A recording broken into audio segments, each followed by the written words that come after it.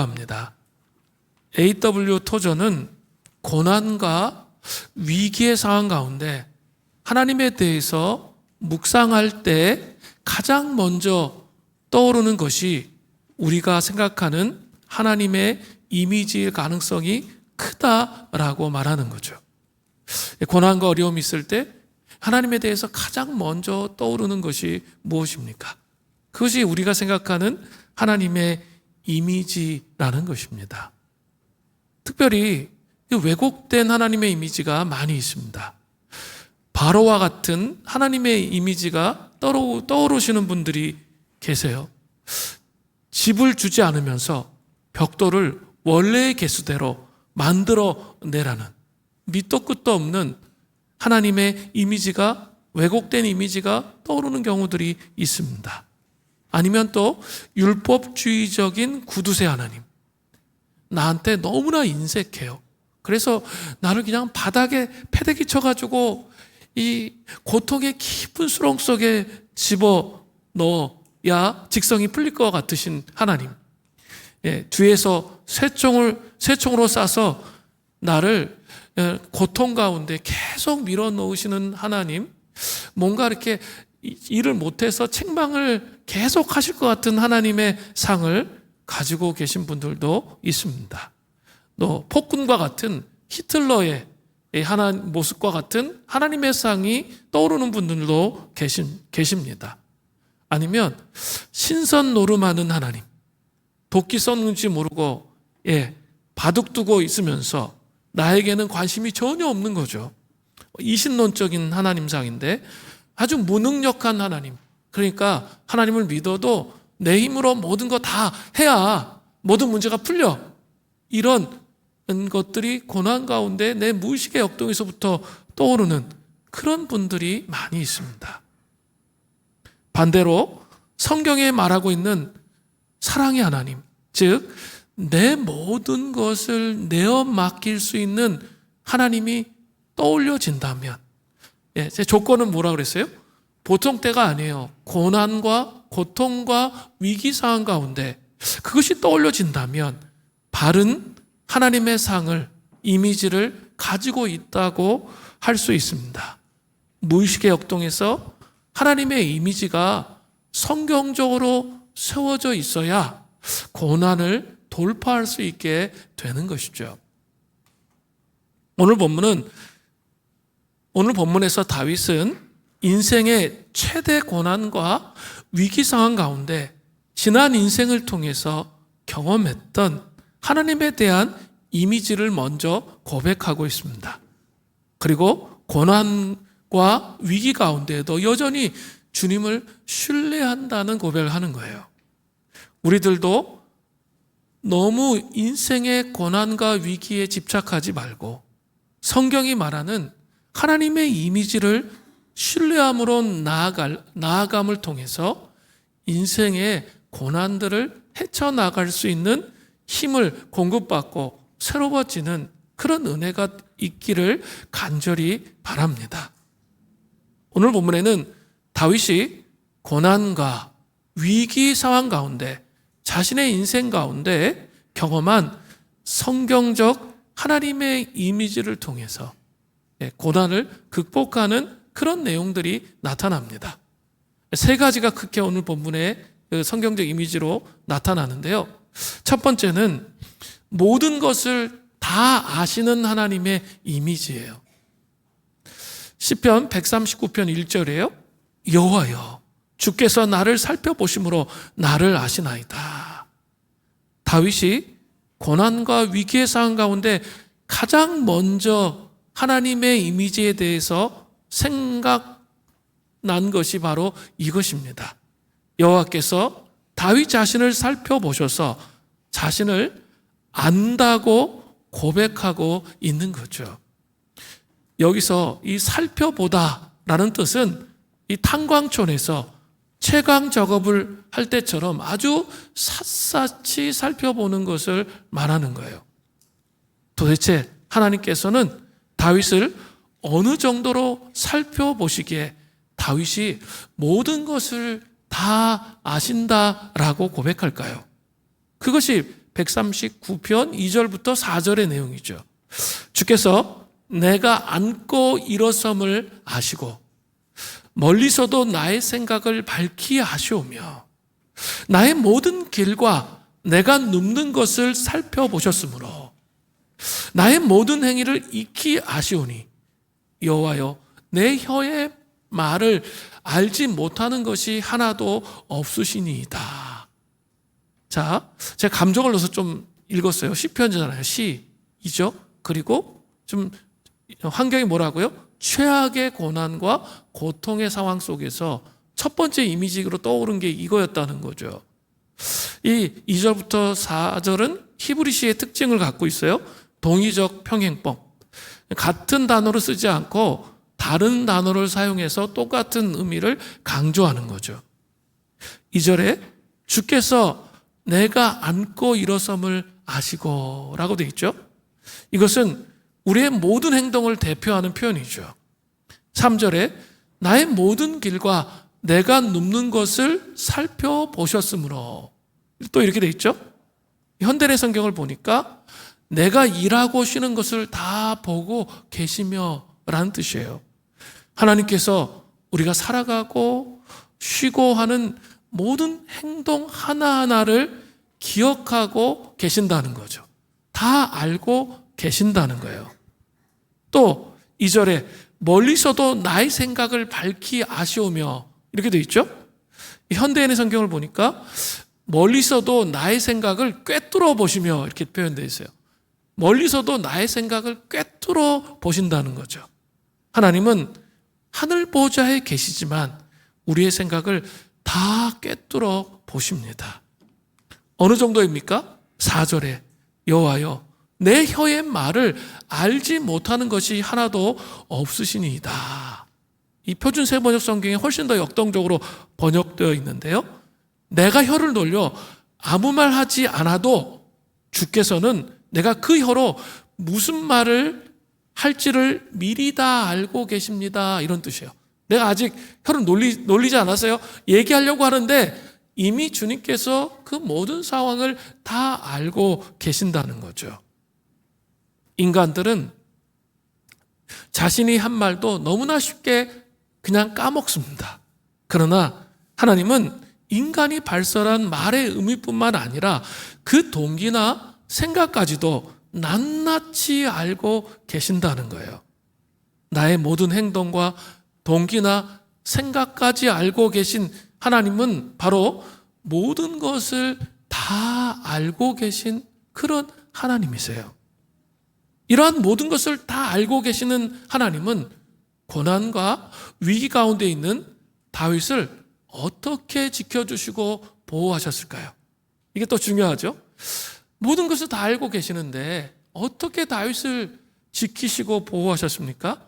시편 139편 5절에 또 나오는 거예요. 주께서 나의 앞뒤를 둘러싸시고 주께서 나의 앞뒤를 둘러싸셨습니다. 그리고 내게 안수하셨나이다. 내게 안수하셨나이다를 영어 성경으로 보면 당신이 당신의 손을 내 위에 대십니다 라는 뜻이에요. 그렇기 때문에 주께서 나의 앞뒤를 둘러싸시고 위로도 주님의 손을 대심으로 보호하시고 위로해 주신다는 의미예요. 그죠? 앞뒤를 둘러싸고 계세요. 위에도 손을 얹어서 안전하게 아들아, 딸아, 너는 지금 고난 가운데 있지만 그 고난이 끝이 아니다 라고 말씀하시면서 우리를 보호하시고 지키시고 위로하신다는 거죠. 한번 생각해 보세요. 예, 우리가 삶을 살다 보면 이런 경험을 하게 되죠. 하나님께서 우리의 삶 가운데 보호하심의 손길을 떼실 때가 가끔 있습니다. 그죠? 예, 그렇게 하심을 통해 하나님의 보호하심의 손길이 얼마나 위대했는지를 알게 하시는 거죠. 우리를 연단하시기 위해서 그렇게 하시는 거죠. 가정의 어려움, 직장 생활의 어려움, 실직, 병에 걸렸을 때 우리는 그 하나님의 보호하심이 얼마나 위대했는가 나의 삶 속에서 그것을 알게 되는 것이죠. 다윗은 모든 것을 다 아시는 하나님에 대한 지식이 가슴속 깊이 다가왔어요. 이 무의식의 역동에서 이게 먼저 고백된 거예요. 지금 1절부터 6절이 먼저 고백되고 있다는 거죠. 자, 그러고 나니까 다윗이 뭐라고 하나님을 찬양합니까? 6절을 보세요. 시편 139편 6절입니다. 이 지식이 내겐 너무 기이하니 높아서 내가 능히 미치지 못하나이다. 다윗은 다윗의 삶 가운데 일하시는 모든 것을 다 아시는 하나님을 생각할 때 자신의 머리로는 도저히 다 이해하지 못하겠다는 거예요. 그죠? 모든 것을 다 아시는 하나님이 우리를 지키시고 보호하심이 우리의 인생 가운데 끝이 없기 때문에 그렇다는 거예요. 우리의 삶 가운데 그렇기 때문에 위기와 고난을 이겨낼 수 있게 되는 거죠. 좌절과 절망이 되는 것들이 우리의 삶 가운데 몰려오십니까? 하나님께서 모든 것을 다 아셔서 우리의 머리로는 도저히 이해할 수 없지만 하나님께서 우리를 인도하신다는 확신을 여러분 가지시기를 바랍니다. 우리가 고난과 위기를 이길 힘을 얻을 수 있게 됩니다. 이것이 우리가 고난과 위기 가운데 이길 수 있는 힘을 주시는 첫 번째 하나님의 이미지예요. 나 혼자 싸우려고 발버둥 치는 게 아니라 대부분 다 어둠 속에 계속 헤매는 이유는 나 혼자 싸우려고 발버둥 치거든요. 불안해서 나 혼자 하나님이 날 도와주시는 것 같지 않아. 그러니까 나 혼자 싸우려고 막 발버둥 치는 것이 아니라 주님을 의지하면서 주님의 능력으로 싸우는 삶의 태도가 반드시 필요합니다. 가정의 문제, 직장의 문제, 자녀의 문제, 건강의 문제, 수많은 문제들이 있잖아요. 주님의 힘과 능력으로 싸우는 것이 필요해요. 한번 잘 생각해 보세요. 우리 난민 선교사님들 오셨을 때 정말 이렇게 하나님이 우리가 뭐 환대를 열심히 한 것도 있지만 그것보다는 그냥 이렇게 기쁘고 행복하지 않으셨어요? 가정마다 이렇게 홈스테이 하시면서 하나 같은 고백은 다 그거였거든요. 너무 기쁘고 행복했고 즐거웠다는 거예요.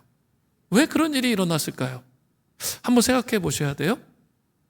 그냥 그런 일이 그냥 진공 상태에서 뻥 일어나는 걸까요? 천만의 말씀이에요. 앞부분에 수많은 영적 싸움이 있었어요. 그리고 새벽마다 정말 입에 단대가 날 정도로 계속 기도했어요. 금요심야 기도회마다 계속 기도했어요. 하나님 아버지, 정말 그들이 이 자리에 오는 것은 기적인데 아버지 비자의 문을 열어주시고 상황을 열어주시고 수없이 기도했습니다. 그 기도의 결과물이 뭐예요? 그 하나님의 영광과 은혜가 우리에게 부어지는 것을 경험한 거예요. 공동체가 되어짐의 은혜, 그죠? 내가 노력하지 않았는데 되어짐의 은혜, 그게 우리 가운데 오는 거예요. 분명히 성경은 이렇게 되어 있어요. 로마서 8장 16절부터 17절입니다. 성령이 친히 우리 영과 더불어 우리가 하나님의 자녀인 것을 증언하시나니, 성령님은 우리 영과 더불어서 우리가 하나님의 자녀됨에 대해서 확증해 주시고 증언하시죠. 성령님이 계시기 때문에 우리가 하나님의 자녀됨을 날마다 깨닫고 이해하게 되는 거죠. 그런데 중요한 게 있어요. 그 다음이에요. 자, 17절. 자녀이면, 하나님의 자녀이면 어떻죠? 또한 상속자가 되는 거죠. 그것도 하나님의 상속자예요. 이 말이 뭘까요? 하나님 나라의 유업, 하나님께서 하나님의 백성들에게 하나님 나라의 유업을 맡기는 거죠. 영광스러운 하나님 나라의 유업을 우리에게 맡겨주신다는 거죠. 그 일을 할 수 있도록 하시는 거죠. 이게 얼마나 영광스러운 일이에요. 그죠? 10년 전에 우리가 이 일을 시작할 때 이런 놀라운 영광이 있을 것이라 전 생각해 보지 못했습니다. 근데 하나님께서 이런 놀라운 영광과 은혜를 부어주시고 하나님 나라를 확정하는 도구로 이 교회를 세워주시고 새롭게 하시는 것을 볼 때 정말 감사하다는 것이죠. 상속자로 우리를 하나님 나라의 유업을 잇는 자로 세워주셨다는 거예요. 그런데 그 뒤에를 보세요. 그리스도와 함께 한 상속자예요. 그런데 우리가 그와 함께 영광을 받기 위해서 어떻게 해야 되죠? 그와 함께 영광을 누리고 받기를 원하잖아요. 그러기 위해서는 뭐가 필요한 거죠? 고난도 함께 받아야 할 것이니라. 이 복음은 십자가의 죽으심과 부활, 핵심 중의 핵심이에요. 반드시 하나님 나라의 유업을 입고 하나님 나라의 삶을 살아가면 뭐가 있죠? 고난이 있는 거예요. 어려움이 있는 거예요. 고통이 있습니다. 그런데 그것이 정말 인내하면서 기도하면서 하나님의 유업을 잇는 자의 삶을 살아가면 반드시 시간이 지나면 부활의 영광이 오는 거예요. 그 영광을 받는 날이 오는 거죠. 이것을 꼭 기억하시기를 바랍니다. 그러면 어떻게 될까요? 고난을 이길 수 있는 힘이 생기는 거죠. 복음은 따로따로 얘기하고 있지 않아요. 복음은 반드시 이 두 가지가 결합되어 있는 거죠. 우리는 너무 이렇게 날로 먹는 거에 익숙하면 안 돼요. 이렇게 같이 이런 이제 어떤 공동체의 과제를 놓고 기도할 때 정말 힘을 다해서 같이 기도해봐야 이 고난과 힘듦들이 있구나 이걸 알게 되는 거예요. 그러나 그 다음에 되어지는 은혜가 올 때 행복함이 2배가 되는 거죠. 그런데 그거에 참여하지 못하게 되면 그냥 좋았어 하고 그냥 쑥 다 날아가는 거예요. 그렇게 돼버린다는 거죠. 고난 후에 영광이 온다는 거죠. 모든 것을 다 주님이 아세요. 정말 이게 중요해요. 모든 것을 주님이 다 아시는데 이 고난의 과정을 돌파해서 영광에 이르는 자가 되기를 간절히 바랍니다. 두 번째로 다윗은 고난과 위기 상황 가운데 자신의 인생 가운데 경험한 성경적 하나님의 이미지를 회복함으로 나아가는데 그 두 번째가 뭐예요? 바로 어디에나 계시는 하나님이에요. 시편 139편 7절은 하나님이 어디에나 계시는 분임을 잘 표현하고 있습니다. 내가 주의 영을 떠나 어디로 가며 주의 앞에서 어디로 피하리이까. 주의 영은 성령을 가리키는 말이고 7절은 인생이 하나님의 존전 앞에서 결코 피할 수 없다는 것을 보여주고 있습니다. 왜냐하면 하나님은 어디에나 계시기 때문에 그렇습니다. 8절부터 12절은 구체적으로 하나님이 어디에나 계신 게 어느 정도인지 그것을 보여주고 있습니다. 하나님은 어디에나 계시는 게 어느 정도인지 첫 번째는 영혼의 차원이에요. 그러니까 위에서 아래. 자 보세요. 시편 139편 8절에 이렇게 언급되고 있어요. 내가 하늘에 올라갈지라도 거기 계시며 하늘에 영광에 올라가도 거기 계시고 수월은 뭐예요? 개역 성경에는 음부라고 되어 있죠. 죽은 사람들이 머무르는 지하세계를 말해요. 그 지하세계 속에 내 자리를 펼지라도 주님이 어디 계세요? 거기 계신다는 거죠.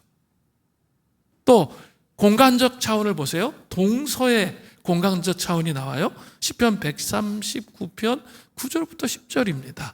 내가 새벽 날개를 치며 바다 끝에 가서 거주할지라도 거기서도 주의 손이 나를 인도하시며 주의 오른손이 나를 붙드시리이다. 9절에 새벽 날개를 치며 라는 말의 의미가 무엇입니까? 새벽은 동틀 때를 의미하는 거죠.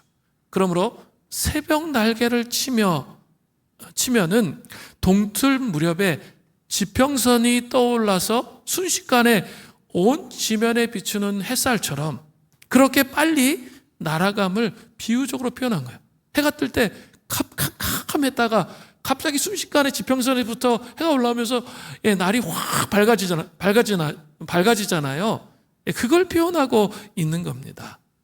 9절 말씀은 마치 태양이 이른 아침에 햇살을 내뻗는 것처럼 그렇게 빨리 나라가 해가 지는 서쪽 바다 끝에 도착한다 할지라도 결코 하나님의 넓으신 손길을 피할 수 없음을 말하고 있는 거예요.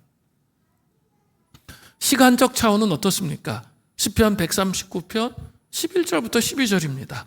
내가 혹시 말하기를 흑암이 반드시 나를 덮고 나를 두른 빛은 밤이 되리라 할지라도 주께서는 흑암이 숨기지 못하며 밤이 낮과 같이 비추이나니 주에게는 흑암과 빛이 같음이니이다.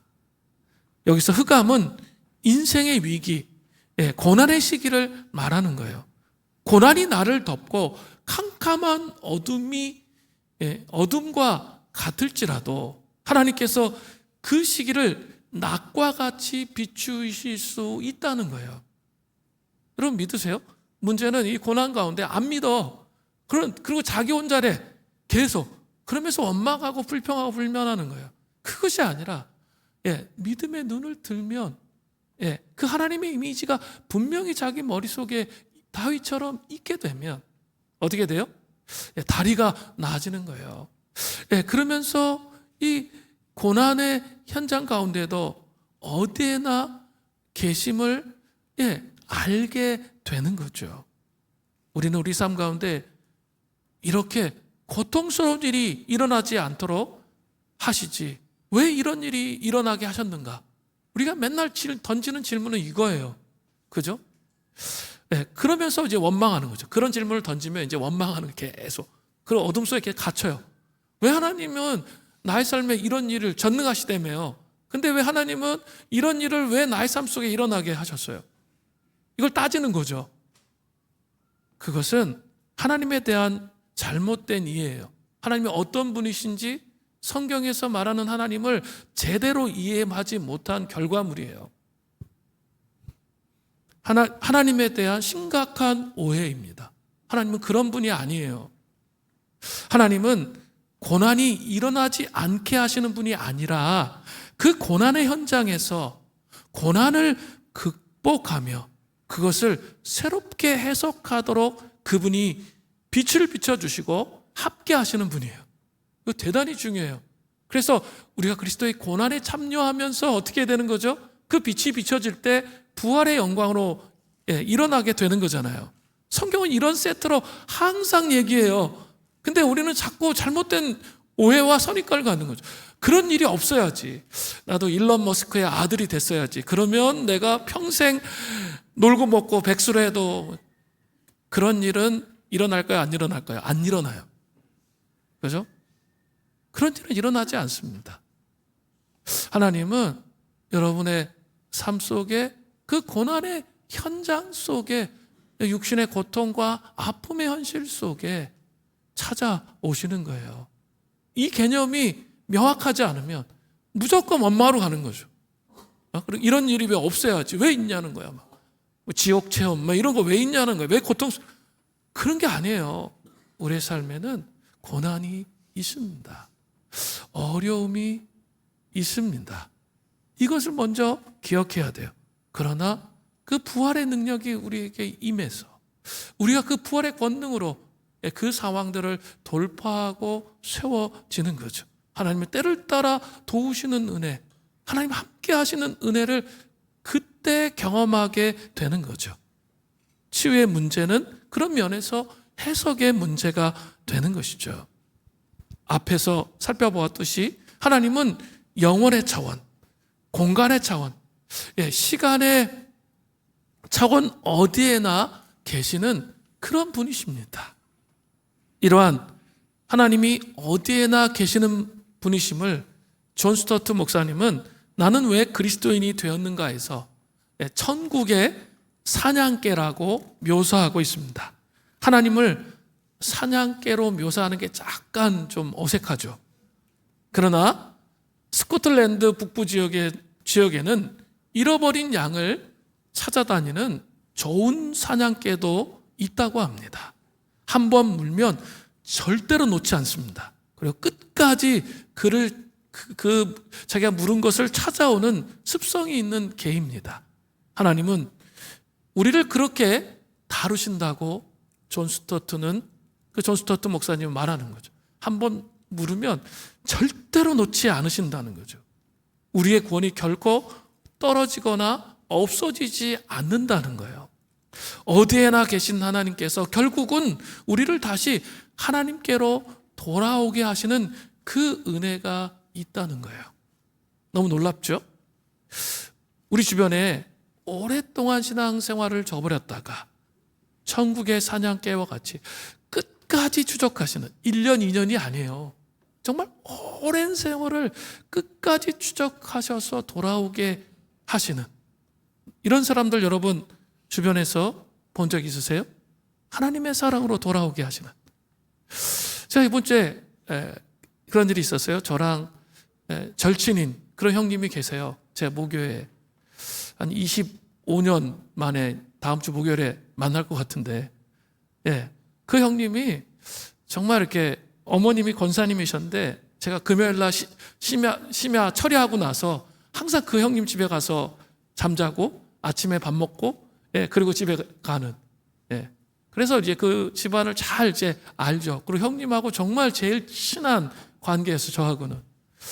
그런데 이제 뭐 시간이 지나면서 이제 멀어졌고 그리고 이제 중간에 만나려고 했는데 도무지 이게 만나지지가 않는 거예요. 제가 아무리 부탁해도 만나주질 않는 거예요.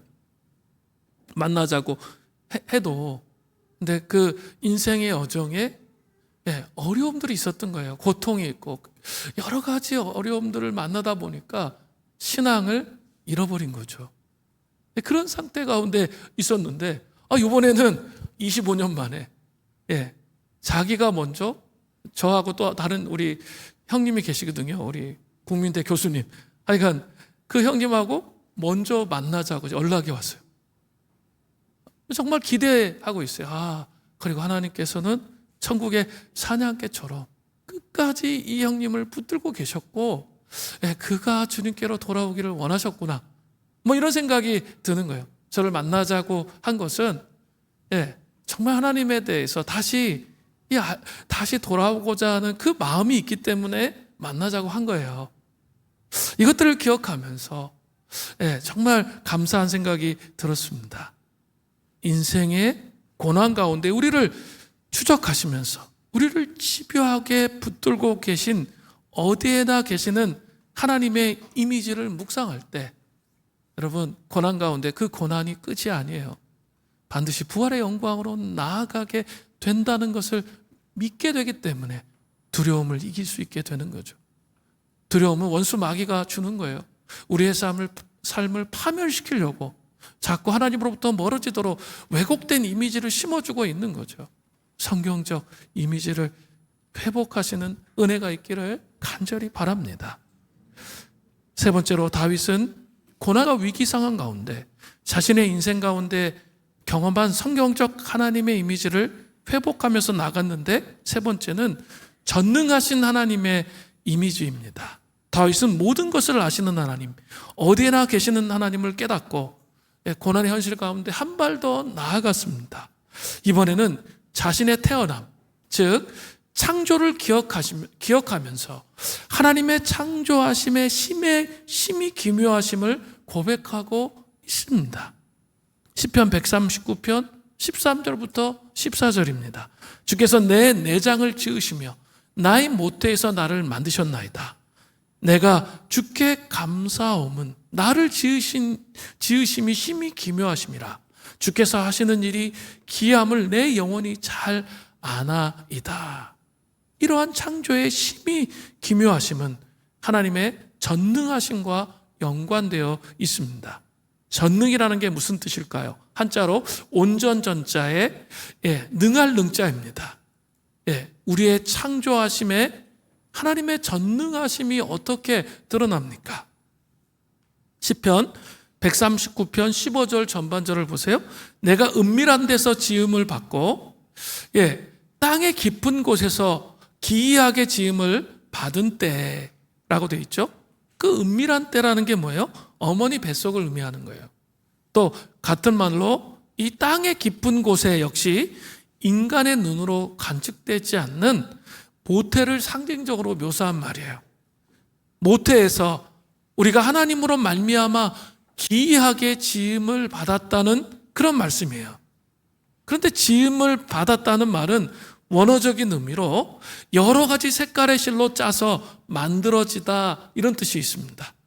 이것은 인간의 지식으로는 이해할 수 없는 인간의 섬세한 신체 구조를 만들어짐을 천을 짜서 만들어진 직조 기술에 비유하고 있는 거예요. 여러분, 게놈이라는 단어를 여러분 아세요? 게놈은 인간 몸의 DNA의 집합체예요. 이것은 생명 현상을 결정짓기 때문에 흔히 생명의 설계도라고 말합니다.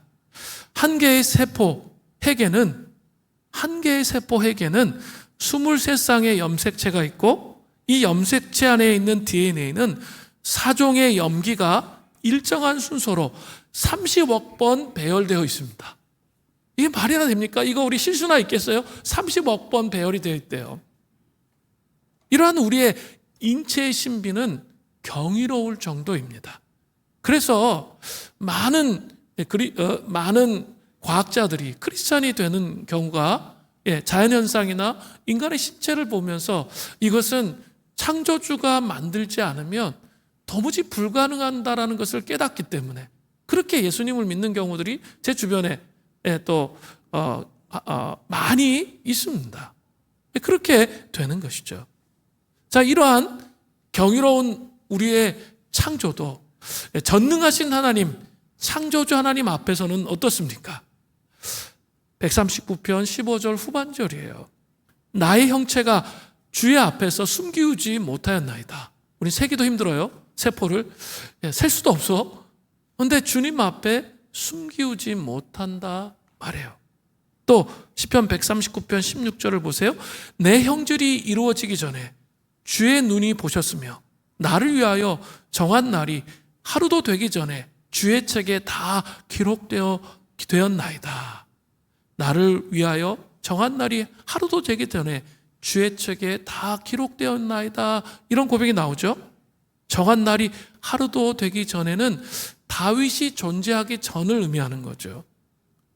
그런데 주의 책에 다 기록되어 있대요.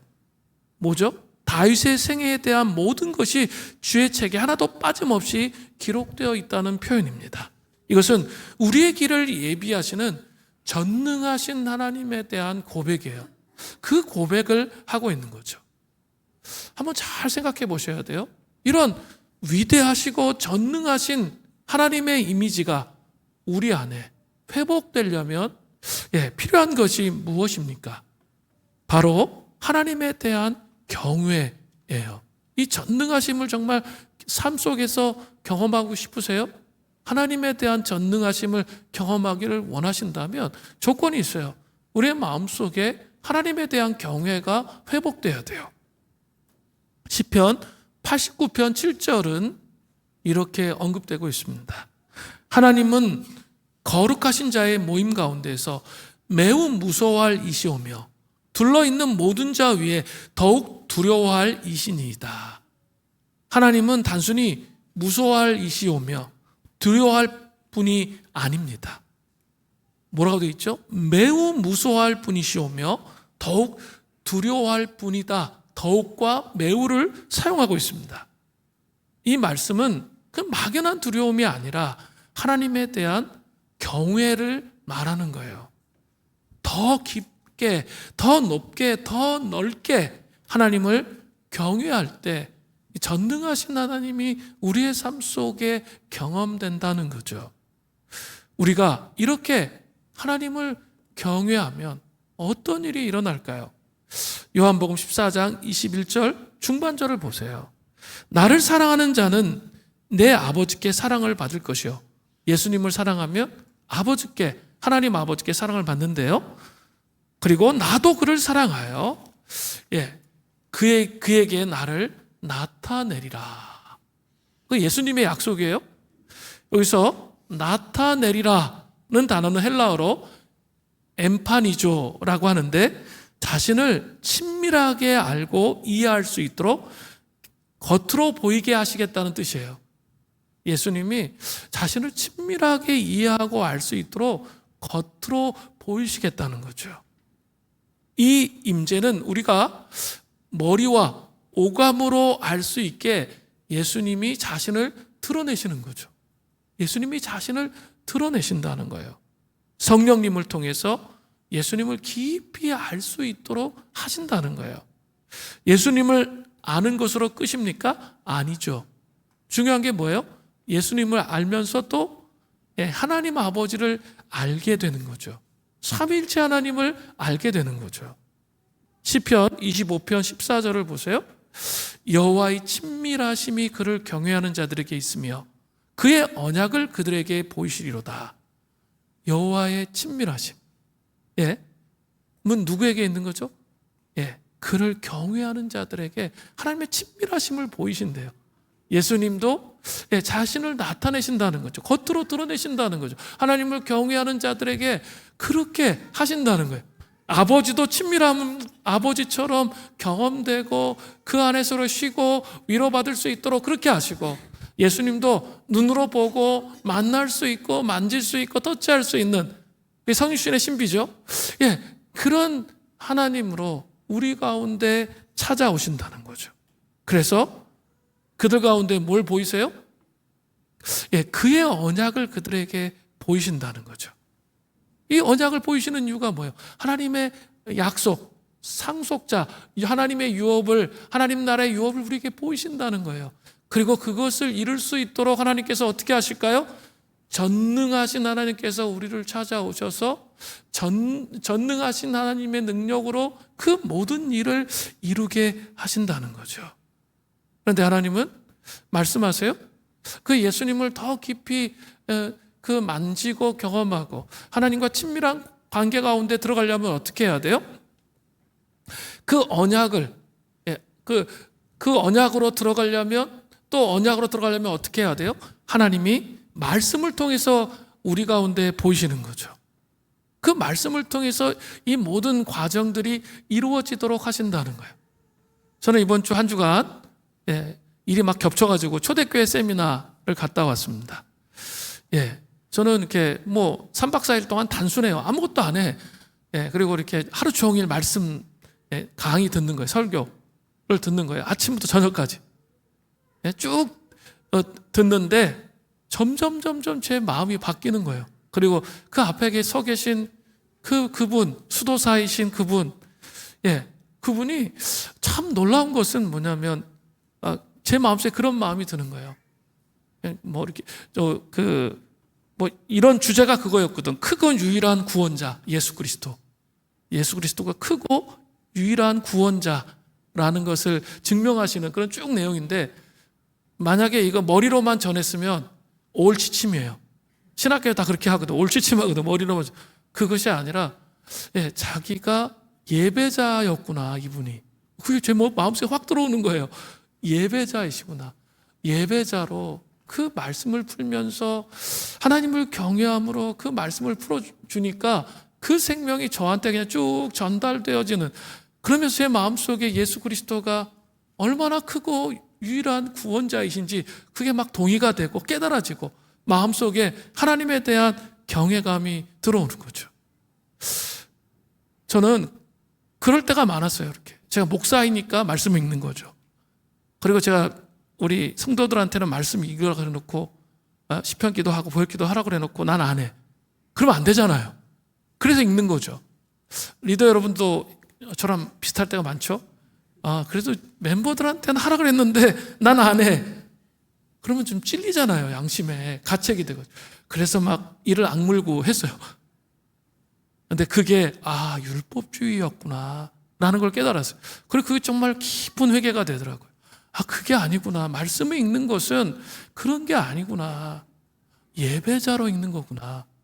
정말 하나님을 사랑하고 하나님을 경외하고 그 생명의 능력이 예수 그리스도가 얼마나 위대하신 분이신지, 그래서 그 예수 그리스도를 통해 성령님과 하나님과 교제하기 위해서 깊은 자리에 들어가기 위해서 내가 말씀을 읽는 거구나 라는 깨달음이 너무 깊이 왔어요. 마음속에 깊이 오더라고요. 내가 잘못되었구나.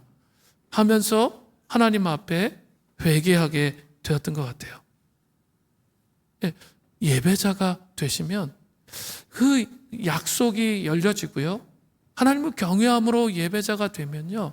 약속이 열려지고 전능하신 하나님이 우리의 삶 속에 찾아오시게 되는 거예요. 고린도후서 4장 8절에 사도 바울은 이런 말을 합니다.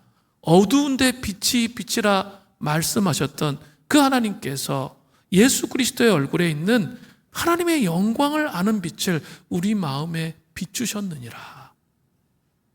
성령님과 친밀한 상태에서 주님의 말씀을 읽으면 영혼 깊은 곳에서 그 예수 그리스도 그분을 볼 수 있게 되고 하나님의 영광을 경험할 수 있게 되는 거죠.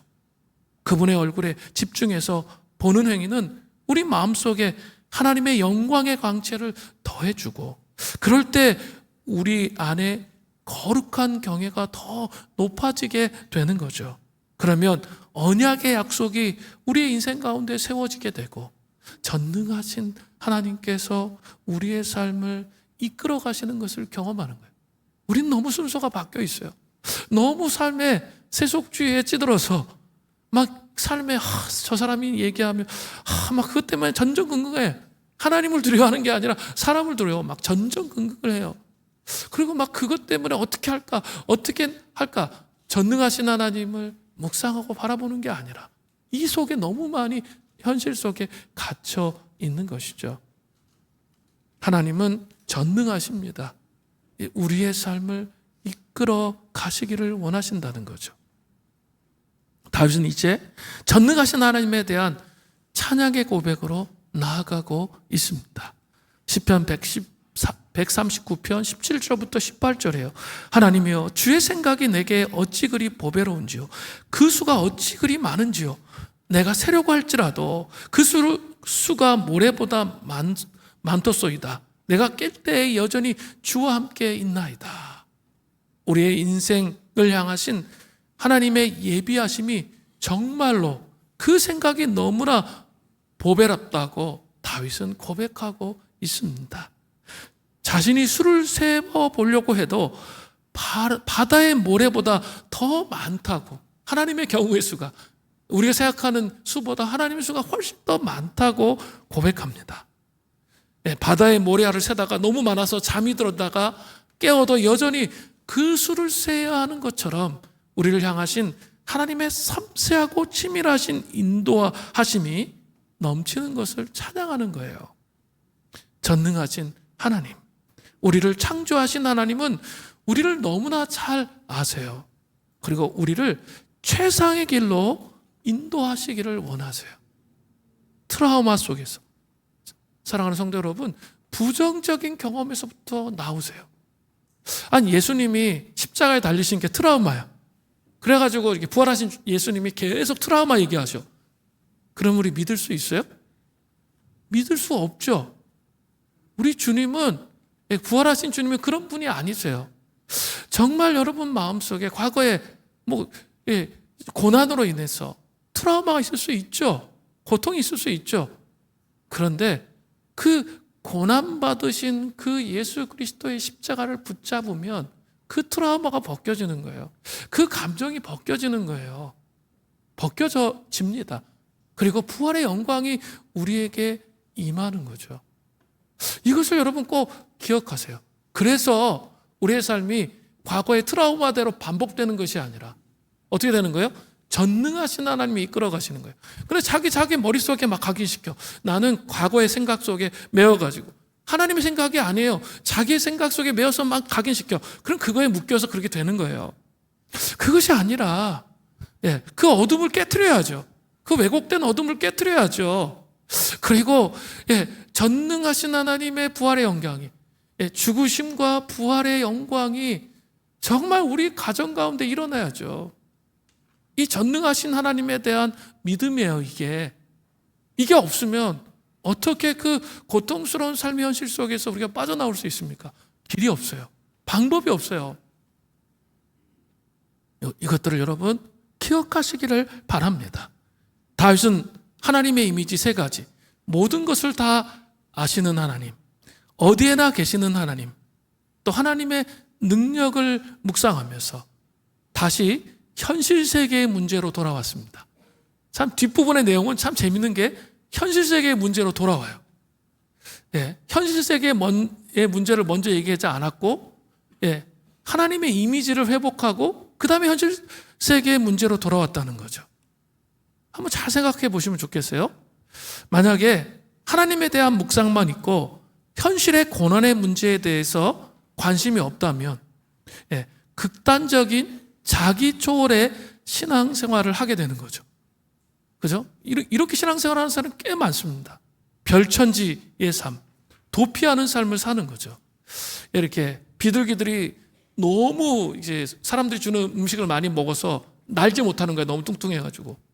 근데 차가 세게 지나가요. 그런데 이 날지 못한 거예요. 차가 오니까 너무 무서워가지고 무서워 하면서 비 맞고 날개를 젓고 거기 있으면 어떻게 되죠? 죽어요. 죽는 거예요. 그거는 그 자리에 있으면.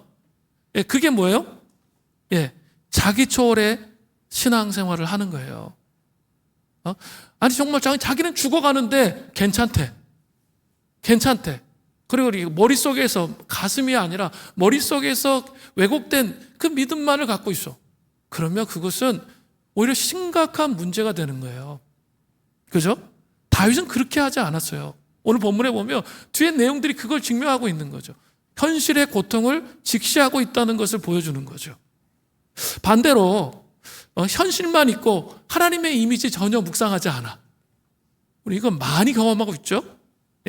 자기 몰두적인 신앙생활을 하게 되는 거죠. 고립되는 거죠. 그리고 원수 마귀가 우리를 꽁꽁 묶어요. 그래서 우리를 완전히 파멸의 나락으로 떨어지게 만듭니다. 이거 아셔야 돼요. 꽁꽁 묶이는 거예요. 하나님에 대한 묵상 하나도 없어. 하나님 이미지 아무것도 없어. 그런 이길 수 있는 힘이 아무것도 없어요. 그리고 고난은 여기에 있는 한 사람도 예외일 수 없어요. 다 겪어요. 모든 사람이 다 겪어요. 제가 고난을 면제해 주시지 않는다 그랬죠? 메시아는 그렇게 하기 위해서 이 땅에 오신 게 아니에요. 고난의 문제를 같이 극복해 가는 건데 그런 게 이제 없는 거죠. 고립돼 가지고 어둠 속에 있는 거죠. 다윗은 하나님의 이미지를 묵상하고 나서 중요해요. 현실의 고난의 문제를 직시했던 거죠. 다윗의 현실에서 악인들은 어떠한 모습을 보입니까? 시편 139편 19절 후반절을 보세요. 피 흘리기를 즐기는 자들아 나를 떠날지어다. 시편 139편 20절 그들이 주를 대하여 악하게 말하기를 주의 원수들이 주의 이름으로 헛되이 맹세하나이다. 악인이 구체적으로 누구를 가르치는지는 모르는데 갑자기 바뀌어요. 톤이. 그죠? 그 하나님에 대한 이미지 묵상가 끝난 게 아니라 톤이 바뀌어요. 누군지는 명확하지 않지만 그러나 피 흘리기를 즐겨하는 악인들이었어요. 그죠? 그리고 하나님을 경멸하는 자들이었어요. 경외하지 않는 자들이었어요. 백성들을 해하고 다시 왕이었는데 백성들을 해하고 속임수를 쓰고 죄를 두려워하지 않는 그런 자들이었습니다. 그렇기 때문에 하나님이 그들을 싫어하십니다. 그래서 다윗도 동일하게 그들을 미워한다라고 말해요. 자기 감정적으로 미워하는 게 아니라 하나님이 싫어하는 짓을 골라서 하잖아. 그렇기 때문에 하나님을 경외하지 않잖아요. 그러니까 그들을 미워한다는 거예요. 시편 139편 21절부터 22절을 보세요. 감정적인 게 아니에요. 여호와여 내가 주를 미워하는 자를 미워하지 아니하오며 주를 치러 일어나는 자를 미워하지 아니하시나이까. 내가 그들을 심히 미워하니 그들은 나의 원수들이니이다. 나의 원수이면서 하나님의 원수인 거죠. 하나님을 경외하지 않아요. 죄악을 떡 먹듯이 해요. 반복해요. 하나님을 경멸해요. 그것에 대해서 그 악인들에 대해서 말하고 있는 거죠. 다윗은 사사로운 개인의 묵은 감정으로 인해 이들을 미워하는 것이 결코 아니에요. 이들은 하나님을 경외하지 않으며 살아가는 자들이기 때문에 하나님이 미워하시는 것처럼 자신도 미워한다라고 말하고 있는 거죠. 다윗은 악인들로부터 어려움을 겪고 있는 상황이었습니다. 실제적으로 보면 다윗은 왕이 된 후에도 오랜 시간 동안 사울왕에 의해서 수없이 많이 죽을 뻔했고 도망 다녀야 하는 고난을 당했죠. 그런데 다윗은 하나님의 이미지를 회복함으로 자신을 보호해 주시는 하나님을 만났어요. 그리고 결국 악인의 최후가 어떻게 될 것인지 확실한 믿음이 있다는 거예요. 시편 139편 19절 전반절에요. 하나님이여 주께서 반드시 악인을 죽이시리이다. 우리는 하나님의 이미지를 깊이 묵상했다면 고난 가운데 악인이 죽임을 당하고 승리할 것을 믿어야 되는 거죠. 아직 승리했을까요? 못했을까요? 아직 승리는 하지 못한 상태예요. 그래서 이미지를 묵상하고 믿음으로 선포하고 있는 거죠. 믿음으로 받아들이며 인내하며 살아가는 것이죠. 다윗은 이제 마지막으로 다시 한번 악인으로부터 자신을 보호해 주시기를 하나님께 고백하면서 이 시를 마치고 있습니다. 시편 139편 23절부터 24절입니다. 하나님이여 나를 살피사 내 마음을 아시며, 다윗이 정말 놀랍죠. 하나님의 마음에 합한 거예요. 내 마음을 아시며 나를 시험하사 내 뜻을 아옵소서. 내게 무슨 악한 행위가 있나 보시고 나를 영원한 길로 인도하소서. 그래서 영원한 길로, 하나님께서 구원하시는 길로, 생명의 길로 나를 인도해 달라고 고백하면서 시편을 마치고 있습니다. 우리의 삶의 고백과 다른 패턴과 모습을 갖고 있습니다. 사랑하는 성도 여러분, 말씀의 묵상을 통해서, 정말 예배자가 된 말씀의 묵상을 통해서 하나님의 이미지를 고난 가운데 회복하시기를 바랍니다. 원망하고 불평하고 고통 가운데 허우적거리고 사는 것이 아니라 여전히 그 고난 가운데에도 나에게 밝은 빛이 비춰지고 있구나 라는 것을 경험할 때 여러분의 경험한 후에 여러분의 고통을 고백하시기 바랍니다. 그러면 주님께서 그 고통들을 깨뜨리시고 무너뜨리셔서 부활의 영광으로 함께 나아갈 수 있게 하신다는 사실, 이것을 기억하시는 은혜가 있기를 간절히 바랍니다. 우리 같이 하나님이시여 찬양하며 주님 앞에 서겠습니다. 우리 좀 갈급함으로 우리 주님 앞에 좀 나아갔으면 좋겠습니다. 하나님이시여, 하나님이시여. 우리 같이 한번 고백할까요?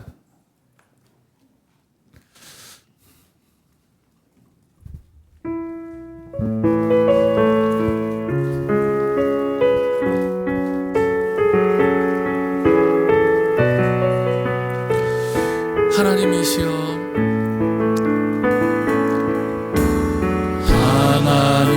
하나님이시여,